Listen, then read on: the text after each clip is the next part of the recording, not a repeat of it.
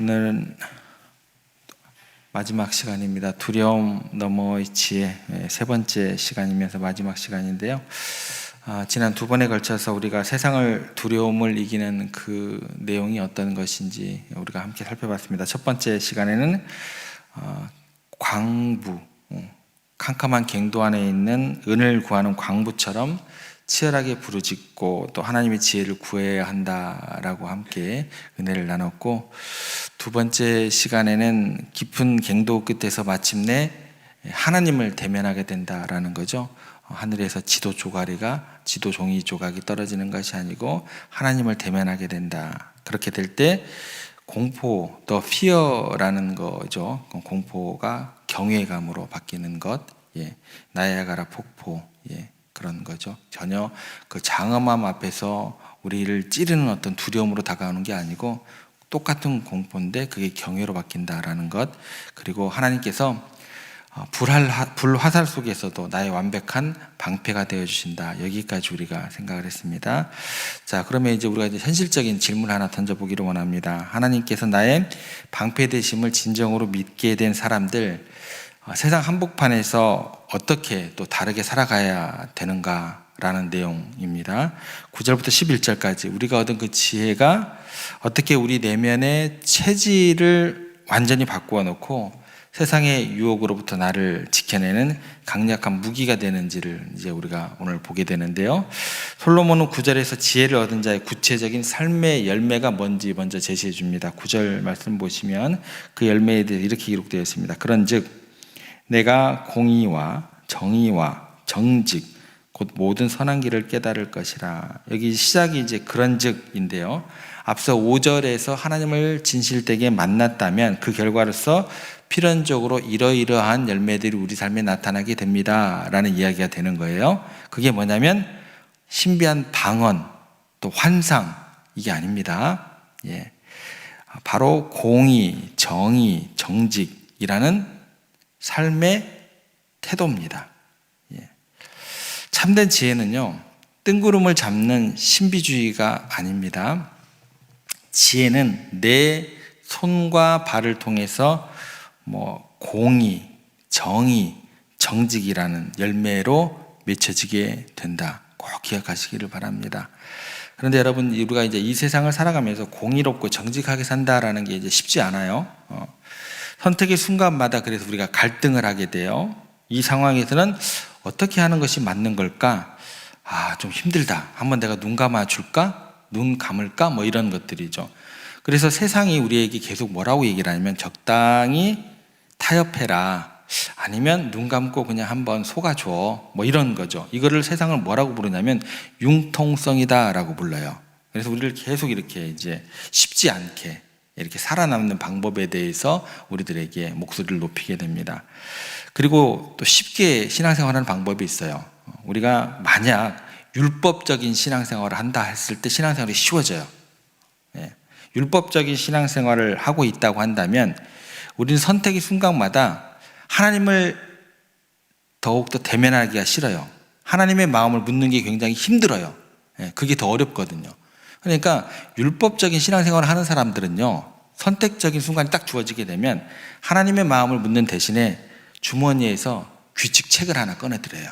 책을 하나 딱 꺼내드려서 지난번에 목사님이 뭐라고 말씀을 전하셨지? 이걸 하면 죄가 될까? 어디까지 하면 괜찮을까? 어디서부터 선을 넘는 것일까? 이게 신앙생활이 쉽거든요. 이렇게 이제 규칙책을 딱 하나 꺼내들어요. 무슨 얘기냐면 늘 아슬아슬하게 줄타기를 하는 거예요. 여러분들, 이거는 신앙생활이 아니에요. 온전한 신앙생활이. 그러면서 신앙생활을 잘하는 줄 알고 있어요. 이 줄타기인데 무슨 신앙생활을 잘하고 있는 걸까요? 잘 벗어났다 내가. 내가 51% 넘어왔다 이거죠. 그죠? 아슬하게 줄타기를 하면서 벌받지 않을 만큼 내가 최소한의 뭐를 만드는 거예요? 핑계거리를 만들고 있다라는 거예요. 이런 신앙 어떨 것 같으세요, 여러분들? 얼마나 피곤해요. 그러다 보면 피곤하다 보니까 많이 이제 지쳐버리면 어떻게 돼요? 이익 앞에서 쉽게 무너지고 말게 되는 거예요. 그런데요, 하나님을 경외하는 참된 지혜는 규칙이 아닙니다. 그것은 우리 내면에 아예 심겨진 영적 나침판이자 내비게이션과 같은 거예요. 내비게이션은 복잡한 골목길에서 멈춰서서 수첩을 뒤척이지 않아요. 우리의 목적지인 하나님의 그 마음을 향해서 아주 자연스럽게 본능적으로 방향을 찾아갑니다. 혹여 잘못 들었다 할지라도 야 이거 여기까지인가? 라는 생각을 하지 않아요. 다시 뭐예요? 방향을 하나님을 향해서 그냥 틀거든요. 목적지가 재설정되었습니다. 이렇게 되는 거예요. 두렵지가 않아요. 그죠? 이게 긴가 민가 이러지 않아요. 지혜가 임하면 어떤 얘기가 되냐면 우리 내면의 성품과 체질이 바뀌는 거예요. 선택의 기로에서 규칙책을 찾아보는 것이 아니라 이것이 죄인가 아닌가 그런 수준 낮은 이야기 하지도 않아요. 이 선택이 나의 방패 되시는 하나님을 기쁘시게 하는가를 먼저 묻게 되는 거예요. 그러니까 오랜 시간 하나님의 교제를 통해서 내면에 형성된 예수 그리스도의 성품이 마치 숨을 쉬듯 아주 본능적으로 흘러나오는 거예요. 세상 사람들은 그래서 사람들의 눈이 무서워서 안 들키려고 거짓말을 하고 타협을 합니다. 그런데 우리들은 세상보다 더 크신 하나님을 경외하기 때문에 사람들의 눈을 두려워하지 않고 배짱이 있는 거예요. 그래서 정의, 정직을 선택할 수 있는 겁니다. 그래서 손해를 좀 봐도 괜찮아요. 왜요? 왜냐하면 창조주 되신 하나님께서 나의 뭐가 되시기 때문에, 방패가 되시기 때문에 그래요. 이것이 십자가의 복음이 삶의 현장에서 발휘되는 진짜 뭐예요? 이게 능력이에요. 여러분들 줄타기 하시면 안 돼요. 규칙책이요? 많이 알아봤자 필요 없어요. 그거 알아서 뭐 하실 거예요? 피곤한 신앙생활 하실 거예요? 의미 없습니다.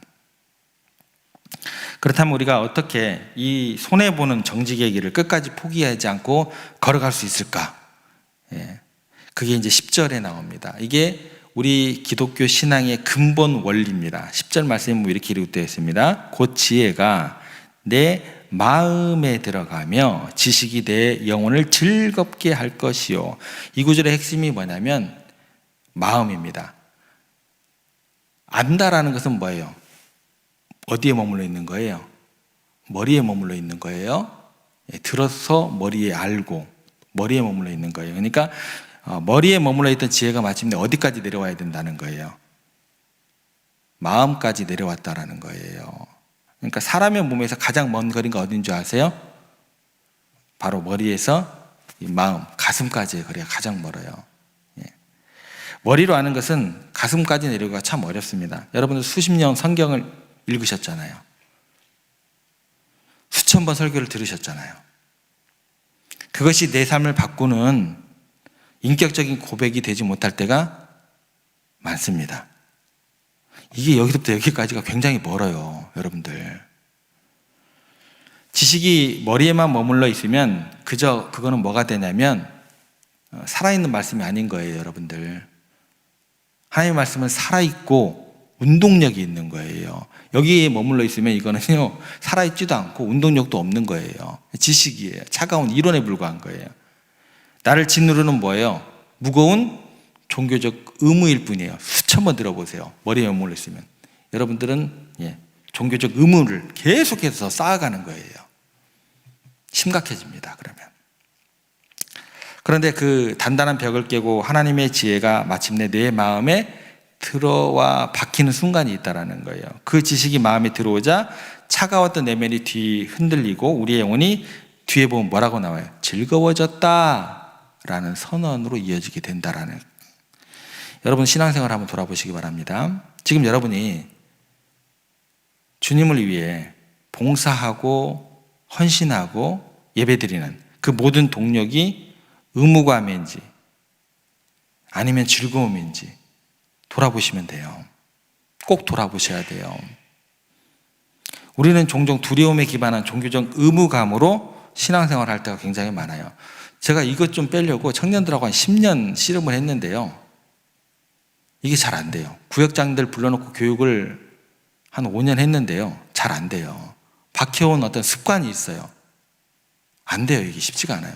제가 여기 와서 지금 한 4년째 목회하고 있는데 쉽지가 않아요. 그것도.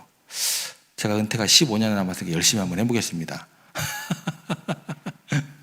그렇죠? 이런 신앙생활을 하시면 안 된다는 거예요. 이게 많다라는 거예요. 내가 직분자니까 마지못해 해야지. 이것도 귀하긴 합니다. 예. 근데 이거는 즐거움이 없는 거예요. 내가 이렇게라도 정성을 보이지 않으면 하나님이 내 사업 가운데 복을 주시지 않을 거야. 이것마저 안 하면 왠지 찝찝하고 벌 받을 것 같아. 예. 이런 마음을 여러분들 가운데 심겨준 목회자들의 잘못이긴 하겠지만서도요. 예. 저도 주의할게요. 항상 이런 마음들로 여러분들을 어렵게 하지 않도록. 예. 이런 마음으로 헌신은요, 마음에는 기쁨이 없고 몸은 어떻게 돼요? 지쳐가요. 결국 신앙이 뭐가 되냐면 무거운 짐이 되어버리는 거예요. 의무감으로 죄를 안 지으려고 이를 악물고 참아내는 것은 한계가 있다는 거예요. 이런 두려움과 의무감으로 하는 신앙생활은 다이어트하고 똑같아요. 그 먹고 싶은 것 억지로 참아가며 이를 악물어가는 다이어트하고 똑같다고 생각하시면 됩니다. 하루 이틀 견딜 수 있지만 결국 억눌렀던 식욕이 언젠가는 폭발해가지고 다시 무슨 현상이 와요? 요요 현상. 한결같지가 않아요. 신앙은 한결같아야 되거든요. 이 요요 현상이 오는 것과 마찬가지다라는 거예요. 우리가 결코 죄를 짓지 말아야지 하고 이를 악물어서 죄를 이길 수 없습니다. 내 안에 참된 기쁨이 없으면 결국 어떻게 되냐면 무너지는 거예요. 이거를 이제 생각할 때 어떻게 그러면 생각을 해야 되냐면 날카로운 칼을 쥐고 있는 어린아이가 있다고 한번 생각을 해보겠습니다. 어린아이들은 뭐가 많아요? 집착. 내 손에 가지고 있는 거 놓기가 쉽지 않습니다. 그것을 위험하다고 막 소리를 쳐보세요. 야, 이거 정말 좋은 건가 보다. 더 꽉 쥐어야겠다. 내 뺏기지 않아야겠다 그래요. 자기 손에 피가 나는데도 그래요. 아이들은 막 소리치면 내 거 뺏으려고 그러네? 막 이래요. 그죠? 아이가 더 강하게 움켜쥐고 결국 손을 베이게 된다라는 거예요. 그러면 아이 손에서 자연스럽게 칼을 내려놓게 하는 유일한 방법이 뭘까요? 아이의 눈앞에 아이가 가장 좋아하는 것을 보여주면 돼요. 뭐 아이스크림 딱 보여주면, 그리고 이렇게 내밀어주면 돼요. 소리 지를 필요가 없어요. 그러면 아이는 그 아이스크림을 두 손으로 받기 위해서 쥐고 있던 칼을 미련 없이 그냥 바닥에 툭 던져버립니다. 이것이 뭐냐면 머리에서 가슴으로 내려오는 복음의 원리다라는 거예요. 하나님을 아는 지식이 머리에 머물리지 않고 내 마음으로 들어와 가지고 이게 딱 느껴지는 것이 뭐냐면 꿀송이보다 달다. 송이꿀보다 달다. 이렇게 나를 향한 예수 그리스도의 십자가의 사랑이 너무나 커서 내 영혼이 춤추게 될 때 내 안에는 뭐가 있는 거예요? 거대하고 압도적인 기쁨이 들어와 버렸기 때문에 세상에 주는 짜릿한 죄의 유혹들이 뭐예요? 쓰레기처럼, 배설물처럼 느껴지게 되는 거예요. 바닥에 그래서 던져버리는 겁니다. 억지로 이 악물고 끊어내는 게 아니다라는 거예요. 위대한 하나님의 사랑이 내가 좋아하는 그 옛 사랑을 뭐예요? 밀어내버리는 거예요. 여러분의 신앙은 무거움을 짐을 지는 고행이 아닙니다.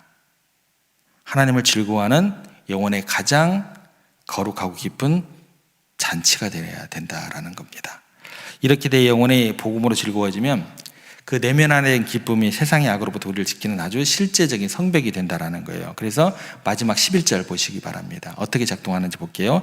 근신이 너를 지키며 명철이 너를 보호하여. 여기서 근신이라는 단어 어떻게 되냐면 충동적으로 행동하지 않고 주의 깊게 살피는 분별력을 뜻합니다. 깨어있는 거예요. 분별할 수 있게 된다라는 거예요. 살아가는 현대사회는 우리에게 끊임없이 충동적인 반응을 강요하게 됩니다. 화가 나면 뭐예요? 당장 쏟아내야 돼요. 그래야 속이 시원하다. 그러니까 매진임박이라는 그 홈쇼핑 광고가 뜨면 어떻게 돼요? 충동적으로 결제를 전화를 해서 해야 돼요. 누군가 나를 기분 나쁘게 하면 즉각적으로 분노를 표출하는 것이 똑똑한 것이라고 부추기더라는 거예요. 그런데 이거는 뭐예요? 분별함이 없는 거예요. 여러분 이거를 생각할 때 최고급 스포츠카를 한번 생각을 해보세요. 최고 속도를 자랑하는 500마력짜리 스포츠카에서 가장 중요한 부품이 뭘까요? 강력한 엔진일까요? 아닙니다. 무서운 속도를 제어할 수 있는 브레이크예요. 브레이크가 없는 스포츠카는 뭐예요? 시한폭탄입니다. 여러분 신앙생활 하시면서 여러분들이 시한폭탄 되면 안 돼요. 분별할 수 있어야 돼요. 저 영혼을 살리는 말을 하고 있는가? 내가 그 표정을 하고 있는가? 교회 보면요, 신앙생활 오래 하면 올라갈수록 시한폭탄이 엄청 많아요. 그 문제입니다. 그러시지 마세요. 브레이크가 없는 스포츠카는요, 그거는 차가 아니에요. 시한폭탄인 거죠. 내 안에요, 십자가의 지혜가 없으면 우리는 억울함과 충동이라는 엑셀을 받고 벼랑 끝으로 질주하더라는 거예요. 나만 질주하는 게 아니고요, 다른 사람들까지 다 다치게 해요. 교회를 무너뜨려요. 제발 그러지 마세요. 우리 교회는 그런 분들이 없어서 다행이지만 앞으로도 없어야 돼요. 내면의 기쁨의 나침반을 가진 사람에게는 무슨 브레이크가 있냐면 근신이라는 브레이크가 있다는 거예요. 분노가 치밀어 올라 내 입에서 독설이 나오려는 순간 근신이 내 마음에 찾아와서 멈춰서게 한다는 거예요. 이 말을 뱉는 것이 하나님께서 기뻐하신 일을, 그 거룩한 멈춤이 깨어질 뻔한 그런 관계들을 살려내게 된다는 거예요. 은밀한 유혹, 치명적인 유혹이 다가올 때 근신이라는 것은 우리 몸에서 백혈구 역할을 하게 된다는 거예요. 그래서 바이러스를 식별하고 방어를 하게 만든다는 겁니다. 그래서 충동적인 파멸로부터 나를 지켜내는 힘, 그것이 가슴으로 내려온 근신과 명철이 되는 거예요. 우리가 이제 오늘 모든 말씀을 정리해 보겠습니다. 3번에 걸쳐서 우리가 말씀을 마치게 되는데요, 솔로몬이 그토록 간절하게 찾으라고 명했던 이 완전한 지혜가 과연 무엇인가? 우리 영혼을 춤추게 하고 우리의 일상을 지켜낼 이 지혜의 실체가 누구냐? 신약의 사도 바울은 고린도전서 1장 24절에서 이렇게 다시 한번 외칩니다. 오직 부르심을 받은 자들에게는 그리스도는 하나님의 능력이요 하나님의 지혜니라. 우리가 은을 구하듯 간절히 찾고 부르짖어야 할 그 지혜는 어떤 철학이나 도덕적 규칙이 아니라 오직 살아계신 예수 그리스도 되심을 오늘 아침 다시 한번 기억하시기를 바랍니다. 나의 그 모든 위기 앞에서 공포를 거룩한 경외로 바꾸시는 분, 불화살이 빗발치는 세상 한복판에서 친히 나의 방패가 되어주시는 분, 종교적인 의무감에 지쳐있던 나의 굳은 마음을 쪼개고 들어와 세상의 헛된 유혹의 쓰레기를 여길 만큼 내 영혼에 압도적인 기쁨을 부어주시는 분, 그리고 벼랑 끝으로 질주하고 마는 내 충동적인 자아를 십자가의 피로 멈춰 세우시는 분, 그 예수님을 여러분의 머리로만 알지 마시고 어디까지 끌어내리시라고요? 가슴 한복판까지 끌어내리시기를 바랍니다. 신비에 새기시기를 바랍니다.